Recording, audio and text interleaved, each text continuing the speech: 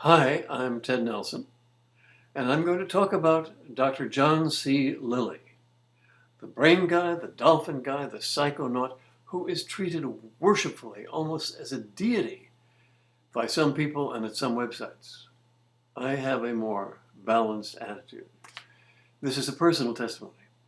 I worked for Lilly for a year, mid-1962 to mid-1963, and I knew him pretty well.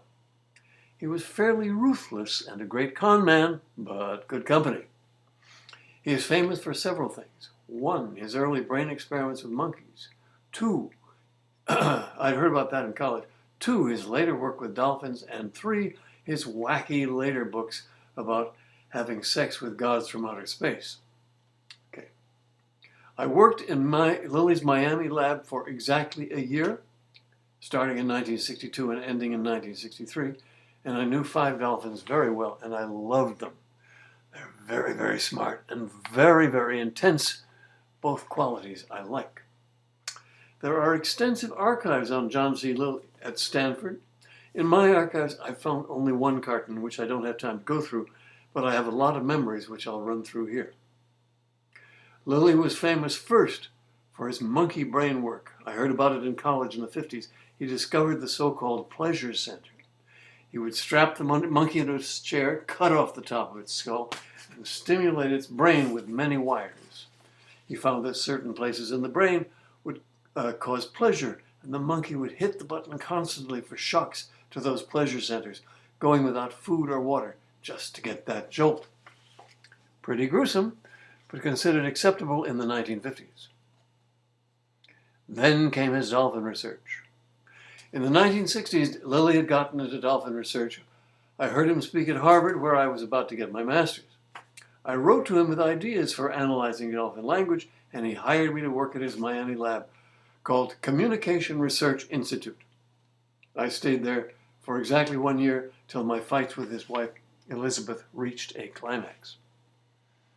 He remarried someone named Tony, whom everyone loved, and moved the dolphin work to his other lab on St. Thomas in the Virgin Islands, till he lost his funding and moved on to other topics. Okay, the lab environment. I'll begin by describing the setup. The lab I worked at was a part of Miami called Dinner Key in a big former aircraft hangar. As you approached it, what you'd see was guys working, building concrete boats. They were carefully finishing what they hoped would be sellable boats made of concrete, and wearing respirators, grinding them down. To the right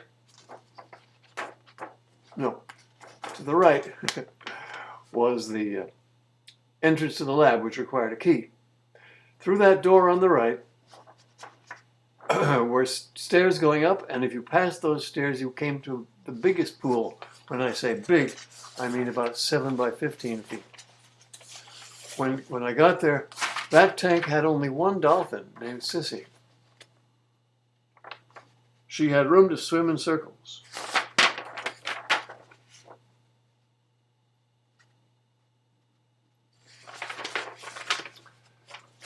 It was just enough room for her to swim in circles, a luxury the others didn't have.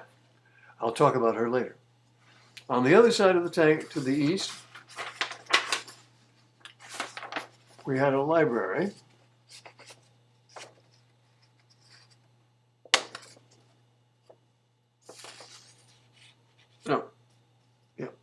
We had a library.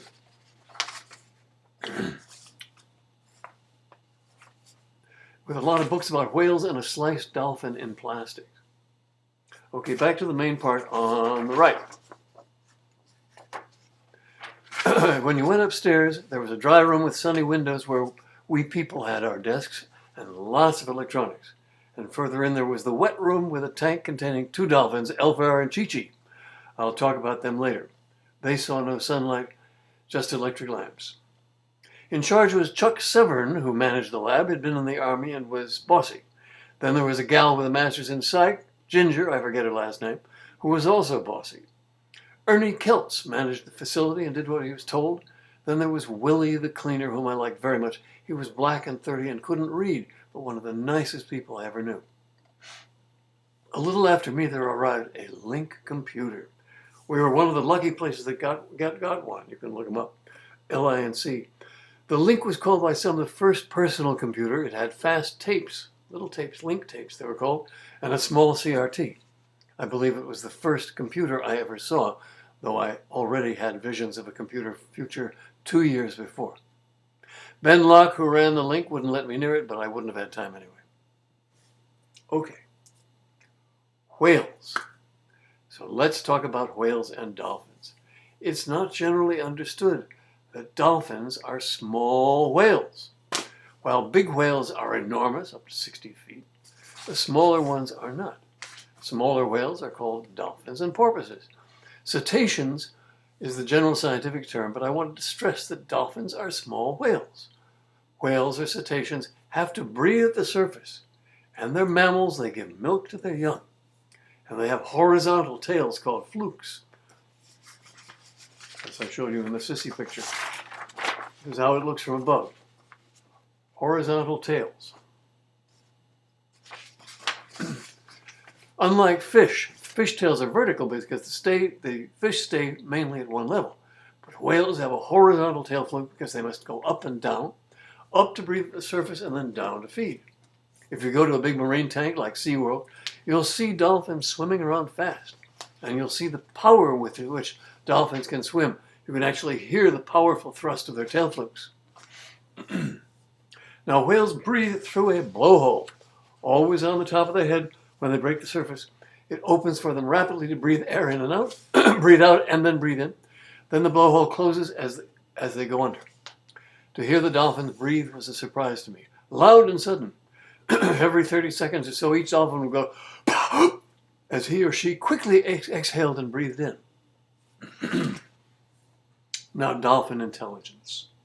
There's been a great deal of excitement about dolphins, partly because of John Lilly's public relations, as if dolphins were smarter than other whales.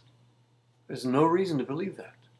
The brain of our dolphins was like this, bigger than ours. But the brain of a killer whale, which we had in the library, was this big. You think that's some evolutionary accident? Who says we're smarter than whales? They need those big brains, but why? What do they think about? When I got to CRI, I had some hopes of finding out. Okay, our dolphins at CRI. There are many species of whale that are called dolphins. The dolphins we had were shoreline dolphins, Latin name Tursiops truncatus. Our Tursiops dolphins were bigger than us, but small as cetaceans go. So a person next to Sissy lying down here would be about so big. Lying down next to Sissy would be about so big.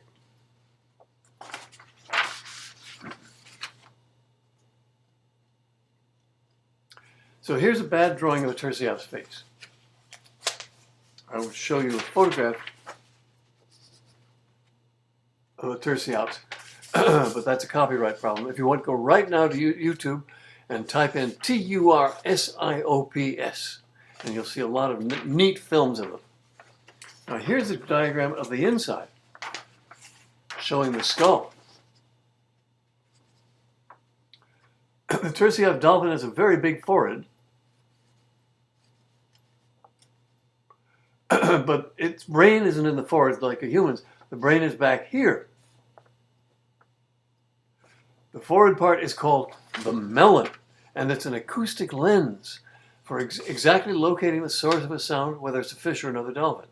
That acoustic lens also focuses its sound wherever the dolphin wants to send them. The Tursiops has two vocal organs, somewhere around here. And they're capable of whistling and clicking. They can whistle with one and click with the other, and the whistles can go through many octaves we can't hear. The vocal organs are very, very loud, even in air. So we know that communication between dolphins is intense and high bandwidth, but we don't know what it is yet. The same problem I wrote Lilly about in 1962. Now, our dolphins were prisoners. Our team rounded them up in the open Miami Bay with some animals dying. They resisted greatly, but some were captured. But even as prisoners, they were socially intense, very much aware of us, and very communicative. I've heard people say, "You think you can communicate with them?" Duh! We communicate with dogs, for God's sake. The only question is what we communicate. The dolphins frequently communicated their displeasure, sometimes with quacking noises, sometimes by throwing water at us. Imprisonment in the tiny tubs of the laboratory were bad enough, and having to eat dead fish instead of the live ones they were used to. Okay, Elvar and Chichi. The two upstairs dolphins were Elvar and Chichi. They were in a big bathtub with a divider in the middle. It had a sliding door you could lift up. In the morning, we would raise the sliding door and let Elvar and Chichi hang out. In the evening, we would coax Elvar into one side and put the slide back in. Elvar was a total brat. He'd been captured very young and raised in the lab. He enjoyed trying to pull the oscilloscope into the pool because that would cause great excitement among the humans, not knowing it would kill him. Chichi was more gracious and cooperative. The daily routine. Elvar, the brat, and Chichi, the female, were separated for the night. Every day we would feed them dead butterfish thawed from our freezer. Dr. Lilly wanted them to imitate human speech, and they would to an extent. One of us would hold up a fish here at the feeding station, hold up the fish and say, "Elvar 1!" And he would say, "Wah!" and get the fish. Then we'd say, "Elvar 2!" and he would say, "Ooh!" and get the fish. After that, he wouldn't cooperate. When he and Chichi were back together, he would often flick out his penis, which operated like a switchblade. It was big and pink and curly, and he tried to mate with Chichi, but we never saw it happen. Frank Sapien filmed this, and I edited the film for a conference. More on that later. Okay, some happy memories. My relationship to Sissy. In the downstairs tank was Sissy, as we said. And she could swim in circles.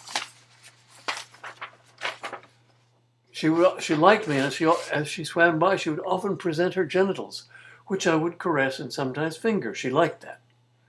I contemplated coming in on a Saturday at a time no one would be around and actually attempting intercourse. I was young and horny and, I believe, capable. But the idea that I might be found dead, naked, and raked by dolphin teeth deterred me. I don't remember the following, but when I brought Debbie, my wife-to-be, in to see Sissy, Sissy hit her with a 10-gallon splat, that is, throwing a whole fluke load of water at her. Well, maybe it was only 5 gallons, but it was a lot. Debbie insists that Chichi was jealous of her. Sissy immediately understood Debbie as a rival. It was a woman-woman thing. Other happy memories. Gregory Bateson. I can say proudly that the great Gregory Bateson was my office mate for a month.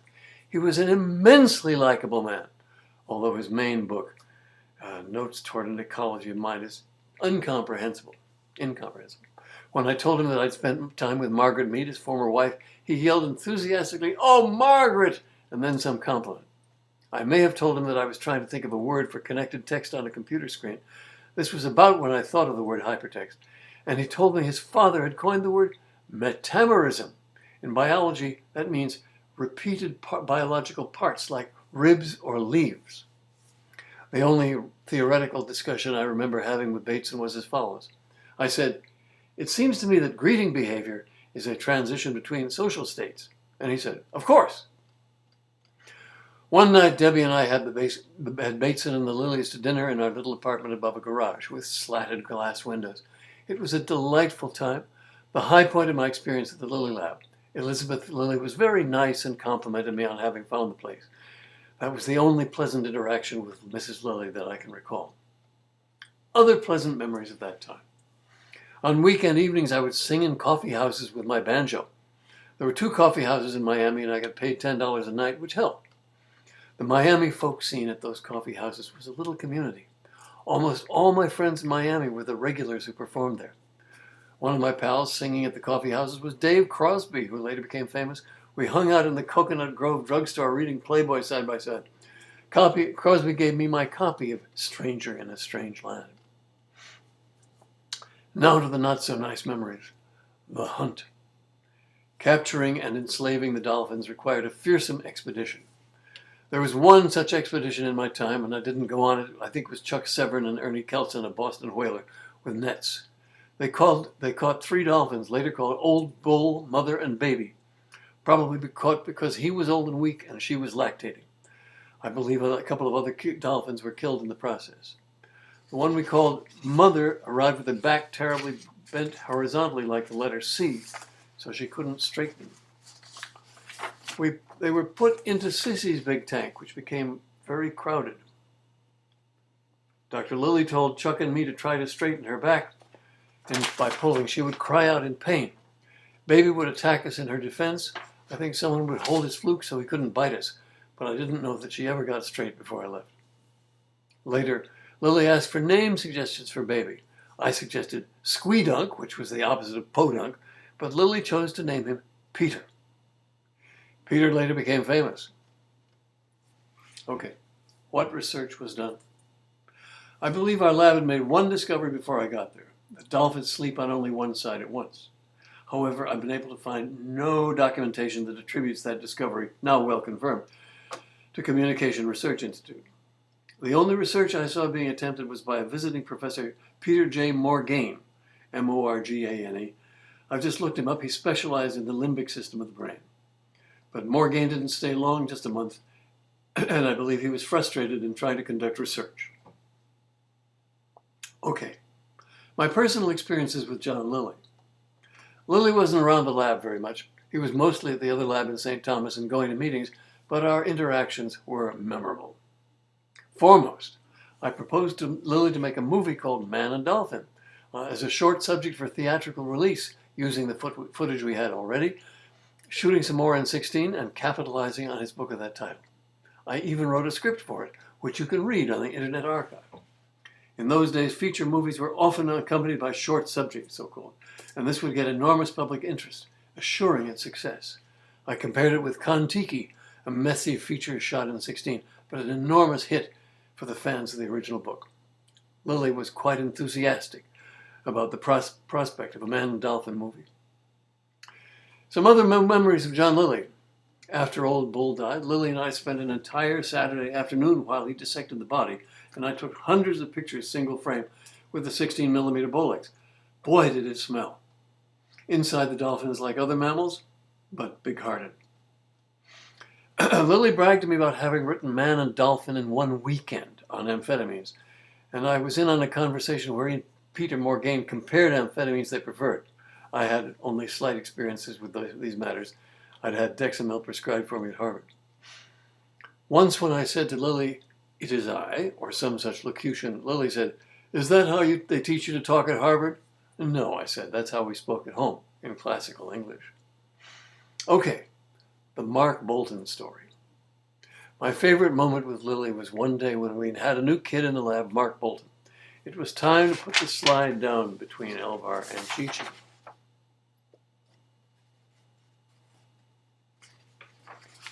"I'll do it," said Mark, and on hands and knees he started creeping around the tank.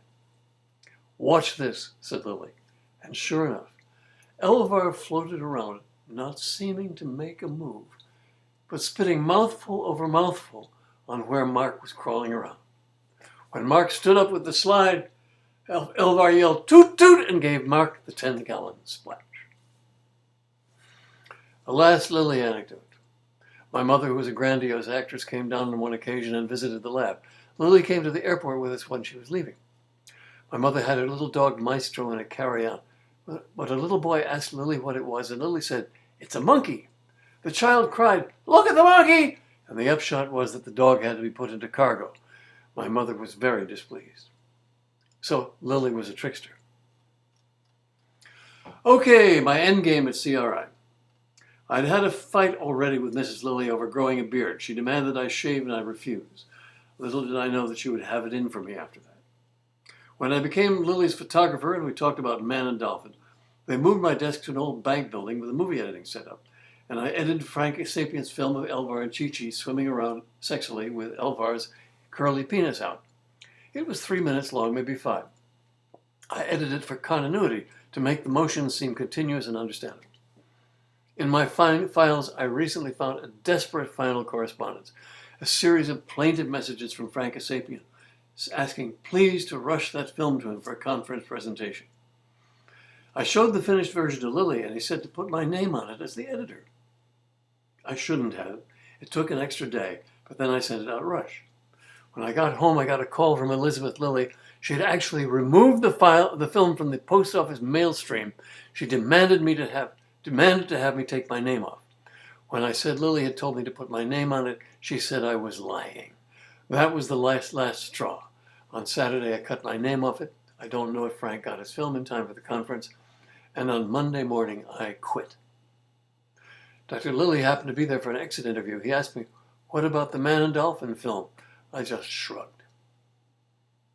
At other key times in my life, I was also too angry to negotiate. Quitting that way was a huge mistake, one of the big mistakes of my life. If I'd come right out and said that Elizabeth accused me of lying about my name on a Sapiens film, Lilly would have backed me up and said I wasn't lying. It would have made Elizabeth leave me alone, and this could have been a step into professional filmmaking, actually putting out a Man and Dolphin film. I wanted to be in movies more than anything else. I wanted to make movies more than anything else. After I left, Lilly switched public attention to the St. Thomas Lab, and especially a woman named Margaret Howe, who spent 2 years in a very loving, very publicized, not quite platonic relationship with Peter, whom I had known as Baby. BBC ran an hour-long documentary about the two of them, but you can't see the full piece. YouTube has a short excerpt where Margaret Howe candidly discusses their relationship. I won't paraphrase it, but it reminds me of my relationship to Sissy. When Peter and Margaret Howe were separated, so the official story goes, Peter was so heartbroken that he committed suicide by not breathing. I'm sad to hear that. He was very dear when I knew him. Okay, Lilly's brutality.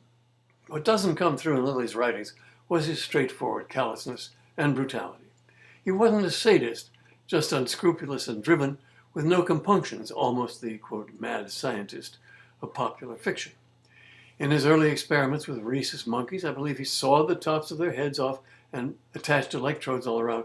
That would never be permitted in today's animal-supported research climate. I believe he made the sliced dolphin that we had in the library by somehow killing a healthy dolphin and then slicing it and putting the meat slices in plastic. Then there's what he did to Elvar. When Elvar was little and Lilly wanted to put electrodes in his head, there was no way that little Elvar could be given anesthetic because anesthetic stops a dolphin breathing. Without anesthetic, Lilly simply pounded electrons into Elvar's head. You could see the sockets on Elvar's head where wires could be attached. I knew this for certain because Lilly told me so. That is why Elvar would have a fit when he saw Lilly, so there would be no way to use those electrodes. Okay, capturing memories. I had been ordered when I started work not to take pictures for my own use. I'm extremely sorry that I obeyed that order, because if I had those pictures, I could show them now. However, I made an effort before I left to make a record of some 200 pages of lab notes, shot single frame on the Bolex. Those have recently been developed by Stanford. However, they need to be blown up to 35 millimeter in order to be read. I hope Stanford will do that soon. How it all ended. Who knows what Lilly proposed to the funding agencies? The Navy had been told, perhaps, that dolphins might plant bombs under ships. The National Science Foundation was probably told we would be doing communication research. Heaven knows what Lilly told NASA, but they put in money too.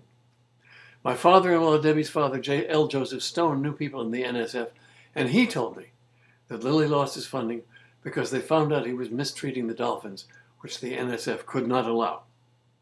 I think that was when Lilly nimbly switched tracks to isolation tanks and gods from outer space. I haven't read those later books. Lilly was brilliant and persuasive and a fantastic self-publicist. But comparing his reverential talk about dolphins with what actually went on, I would hesitate to spend time on those books. I thought of calling this video to no good purpose, but I wanted a politer title. Thank you.